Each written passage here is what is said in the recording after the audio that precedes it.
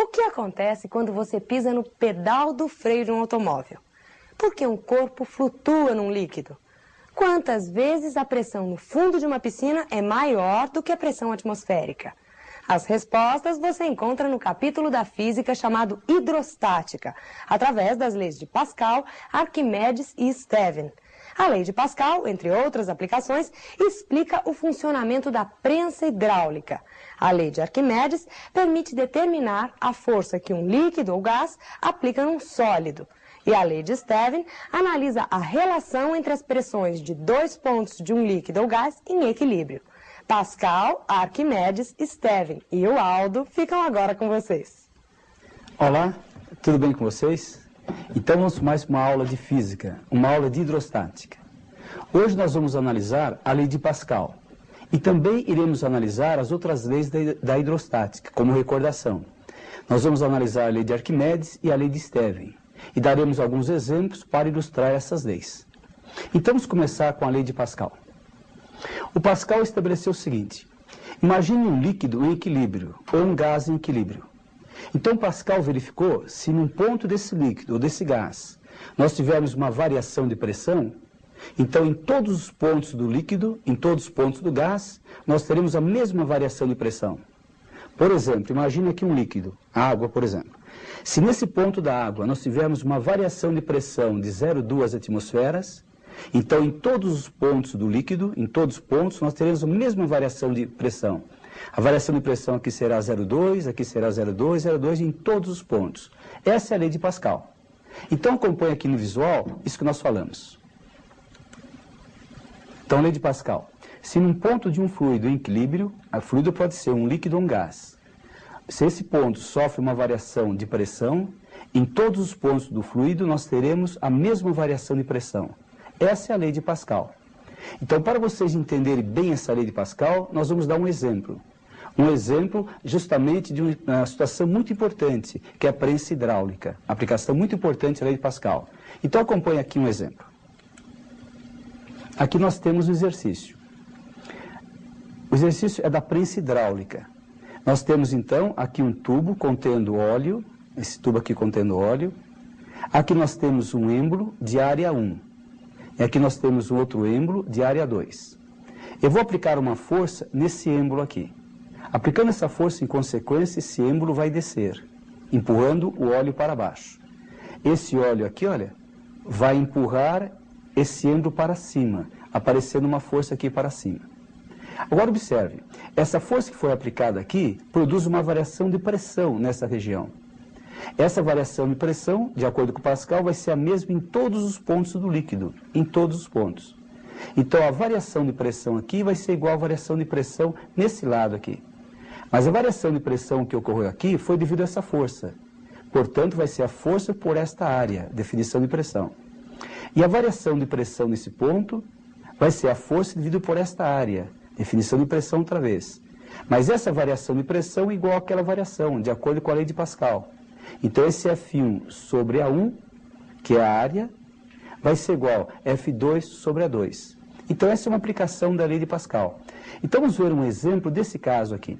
Então vamos considerar essa força F1 como sendo 50 newtons. E essa área 1 como sendo 2 centímetros quadrados. A distância que esse êmbolo vai descer, essa alturinha, 6 centímetros. E essa área 2, que está aqui, 12 centímetros. Então eu vou calcular a força F2 que vai aparecer aqui e essa distância que esse êmbolo subiu.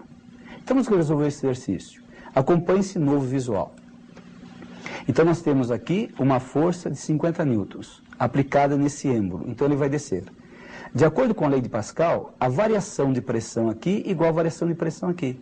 Então eu farei força dividido pela área igual a força F2 dividido pela área. Então F2 dividido por A2, eu escrevi lá embaixo, F2 por A2, é igual a F1 por A1. Vou substituir os valores. O F1, nós temos lá em cima 50 newtons. Então eu coloco 50 no lugar de F1. Então vai ser 50 aqui. A área 1 foi dada também, 2. Então eu coloco lá 2. E a área 2 também foi dada. A área 2 é 12. Então eu coloco aqui no lugar da área 2 o 12. Esse 12 dividindo, simplificando por 2, vai dar 6 aqui, ó. 6 vezes 50, 300 newtons. Então a força lá é 50 newtons, pela lei de Pascal, determinamos a força que apareceu aqui, 300 newtons. Então nós que essa força relativamente pequena, 50, é aqui uma força bem maior, 300. É justamente esse o princípio da prensa hidráulica, que é muito importante nas aplicações. É o caso, por exemplo, de um freio de automóvel. Então aqui no freio, nós vamos pisar no pedal do freio com uma força relativamente pequena, 50 newtons. Através do óleo do freio, nós teremos aqui, lá na pastilha, no freio, né, uma força bem maior, igual a 300. Com isso, nós poderemos frear facilmente o automóvel. Então, é uma situação muito utilizada na prática, a situação da prensa hidráulica. Eu vou aproveitar também nesse exercício para calcular essa distância D2 que subiu esse êmbolo. Mas notem, esse êmbolo descendo aqui, ele obrigou o volume do líquido a passar daqui para cá. Então, nós temos esse volume de líquido que foi deslocado para cá. Esse volume de líquido que foi deslocado é igual ao volume do líquido que subiu lá, olha. Mas o volume do líquido aqui, igual de lá. O volume do líquido é a área dessa base vezes a altura, no caso do cilindro. E o volume do líquido lá é a área da base A2 vezes a altura D2. Vai ser o que vou escrever aqui embaixo, olha. O volume vai ser a área A2 vezes D2 igual a área 1 vezes D1. Vamos substituir os valores. A área 1 foi dada, olha, 2, lá em cima. Então eu coloco no lugar da área 1, eu coloco 2. O valor D1 também foi dado, lá em cima 6. Então eu coloco aqui 6. E a área 2 também foi dada 12. Então eu coloco aqui 12. 6 vezes 2, 12. Com aquele 2 cancela, teremos D2 igual a 1. Então aqui vai descer 6 centímetros e aqui vai subir 1 centímetro. A força ela é 50, a força aqui é maior. No caso, 300. Justamente o efeito da prensa hidráulica, que é uma aplicação da lei de Pascal. Então, a lei de Pascal diz o seguinte, repetindo a lei de Pascal. Se nós tivermos um líquido ou um gás em equilíbrio, se no ponto desse líquido ou gás nós tivermos uma variação de pressão, em todos os pontos do líquido teremos a mesma variação de pressão. Entenderam direitinho? Então, agora nós vamos fazer um exercício para recordar a lei de Arquimedes. Depois a lei de Stevin. Então, recordando a lei de Arquimedes. Vamos pegar um exercício para isso. Acompanhe o novo visual. O exercício é o seguinte. Nós temos um bloco de gelo que está flutuando na água. A densidade da água é 1 grama centímetro cúbico. E a densidade do gelo é 0,9 gramas centímetros cúbicos. É para determinar a relação entre o volume imerso do gelo e o volume total do gelo. Então, acompanhe aqui a solução. Nós temos o gelo imerso na água. O volume dele total é V. A densidade dele é 0,9. A densidade da água é 1 e o volume da parte imersa chamei de V1, esse volume aqui. É para calcular a relação entre o volume da parte imersa e o volume total. Para isso, vou analisar as forças que estão aplicadas no gelo. Aqui nós temos o peso. O peso é a força que a Terra atrai ao corpo. E o peso pode ser calculado pela expressão P igual a mg. Esta massa do gelo, eu posso fazer densidade do gelo vezes volume. Então aqui eu tenho peso, massa do gelo e a densidade do gelo vezes volume. Agora aqui nós teremos o empuxo. O empuxo é a força que o líquido aplica no corpo. É uma força, de acordo com Arquimedes, vertical, né, e é para cima. E a intensidade dessa força, de acordo com a lei de Arquimedes, é o peso do líquido deslocado. Então, de acordo com Arquimedes, o empuxo é igual, tem intensidade igual ao peso do líquido deslocado. Portanto, peso do líquido deslocado é massa do líquido deslocado vezes G, ou densidade do líquido, volume do líquido deslocado. Então, assim nós calculamos o empuxo. Mas como esse corpo está em equilíbrio, o peso é igual ao empuxo, numericamente. Então, eu vou igualar o peso com o empuxo. Igualando o peso com o empuxo, aqui embaixo, olha aí. Fica a densidade da água, volume da parte imersa, vezes G. Densidade do sólido, volume do sólido, vezes G. Cancela o G. O G vai cancelar. Densidade da água aqui foi dada a 1. Volume da parte imersa, VI. Densidade do sólido, 0,9. Volume dele total, V. Passo V para baixo, então terei VI sobre V é 0,9. Então a relação do volume aqui, a pergunta era 0,9. 90%. Então nós teremos 90% do gelo abaixo do nível. É justamente o que acontece com o iceberg. Então vocês imaginarem um iceberg, nós teremos 90% dele abaixo do líquido, do nível da água. Então imagine um iceberg como sendo um prédio de 10 andares, só para fazer uma ideia mais ou menos, 10 andares. Então 90% dele abaixo do nível da água. Então nós teremos 9 andares para baixo e somente um para cima.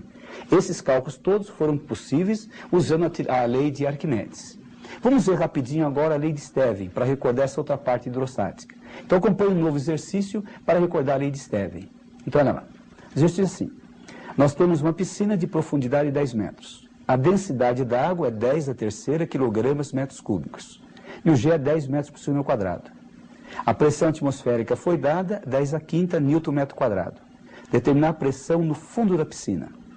Então, para resolver esse exercício, nós vamos usar a lei de Stevin. Então, nós temos a piscina, está aqui a piscina, a profundidade de 10 metros, eu vou calcular a pressão aqui embaixo. E a pressão lá em cima, no ponto B, a pressão atmosférica. A pressão atmosférica foi dada, 10⁵, a densidade da água também, 10⁻³, o G também. Deveria calcular a pressão aqui embaixo. Mas para calcular a pressão, vou usar a lei de Stevin. A lei de Stevin estabelece o seguinte: a pressão nesse ponto é igual à pressão naquele ponto, mais dGH, onde D é a densidade do líquido, G é a aceleração local e H é esse desnível, que é o que está escrito aqui, olha. Lei de Stevin, pressão no ponto A igual a pressão no ponto B mais dGH. D é a densidade do líquido, G é a aceleração local e H é o desnível. Vamos substituir os valores. Pressão no ponto B, lá em cima, é atmosférica. Eu coloco 10⁵. A densidade da água foi dada 10⁻³, G foi dado 10 e a altura, profundidade da água 10. Então aqui nós teremos 10⁵. 10⁵ com 10⁵, 2 10⁵. Então a pressão lá no fundo será 2 vezes a pressão atmosférica, 2 10⁵. Então nós fizemos aí um exercício bem simples para recordar a lei de Stevin. Então na aula de hoje nós tivemos a lei de Pascal, que diz respeito às variações das pressões. Repetindo rapidinho. Se nós tivermos um líquido em equilíbrio, um gás, se num ponto do líquido nós tivermos uma variação de pressão, em todos os pontos do líquido teremos a mesma variação de pressão. Depois nós tivemos a lei de Arquimedes. A lei de Arquimedes permite calcular a força que um líquido, um gás, aplica num sólido, em contato com ele. Essa força é chamada empuxo. O empuxo, assim, é uma força vertical para cima, e a intensidade dele, de acordo com Arquimedes, é igual ao peso do líquido deslocado. Então, o empuxo é igual a D, densidade do líquido, volume da parte imersa, deslocado, vezes G. E a última lei, que é a lei de Stevin, que estabelece uma relação entre as pressões de diferentes pontos de um líquido em equilíbrio, ou de um gás. Então, se tiver um ponto de um líquido, um ponto mais acima, a pressão nesse ponto é igual à pressão naquele ponto mais acima, mais dGH, onde D é a densidade do líquido, G é a aceleração local e H é o desnível. Essa é a lei de Stevin. Então, rapidinho, nós recordamos essas 3 leis importantes da hidrostática. Procurem estudar bem essas leis, porque o vestibular está aí. Provavelmente se fará uma questão de hidrostática com essas leis. Tudo bem? Então, bom vestibular para vocês. Então, até a próxima.